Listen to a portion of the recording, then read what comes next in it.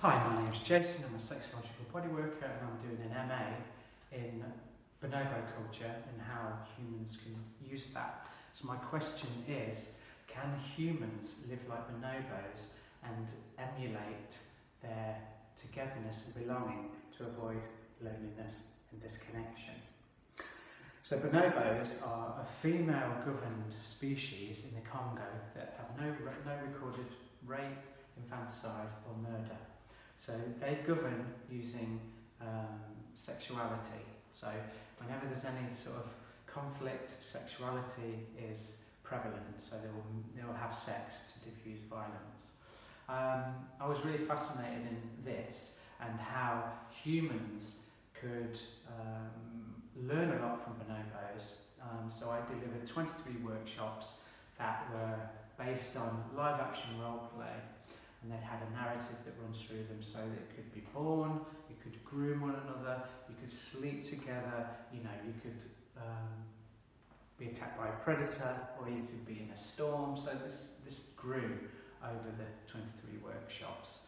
And what I found was some emerging themes. So the sisterhood and the square of consent were my main emerging themes from this. Now the sisterhood came out of a workshop at Explore, where I was confronted with 100 people that I had to manage, and it was a very overwhelming experience for me and for several people that participated in that workshop. And I got feedback saying that it was very overwhelming and it was difficult to be in that space with so many people, and some women were finding that it was difficult to be overwhelmed by the males in that space.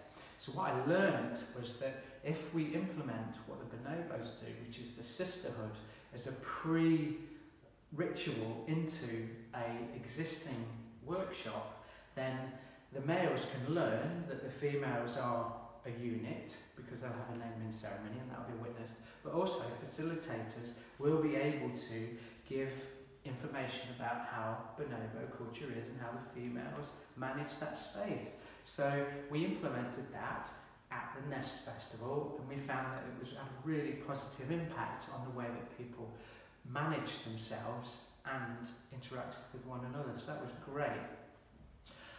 The squeal of consent was also something that came out of Bisexual Conference, denied us, rejected us from their conference because they were concerned about the non-verbal consent aspect and lack of language in our workshops. Now, we totally understand people's concerns around that, and we would not ever prevent anyone from speaking in our workshops, but what we wanted to do after that was think, how can we step back and really implement a workshop that's accessible for anybody right from the start? So you don't have to go into the advanced workshops where there's intimacy and sexuality and all of that, but you can get a feel for what it's like to be a bonobo in a safe environment.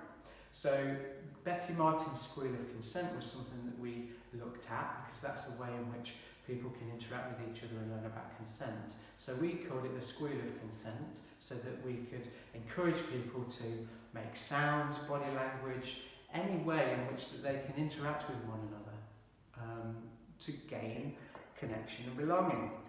This was really successful, and especially in the LGBT community, which is it's a very sensitive and can often be triggering environment, that these people really took on board these methods and found that it was really important for being able to have continuous consent. So those are two of the main aspects of the Bonobo Experience. There are different workshops that have come out of this, and feel free to ask me any questions about that. The Bonobo Experience itself has recently been offered a workshop where we ran it for Men in Touch, so there's a proof of concept around that. And where's the Bonobo Experience going to go next? Well, we're interested in gender equality, the bereavement in communities, and the development of non-monogamous polyamorous relationships. So So we've set out a course that people can go on retreats to. Thank you so much.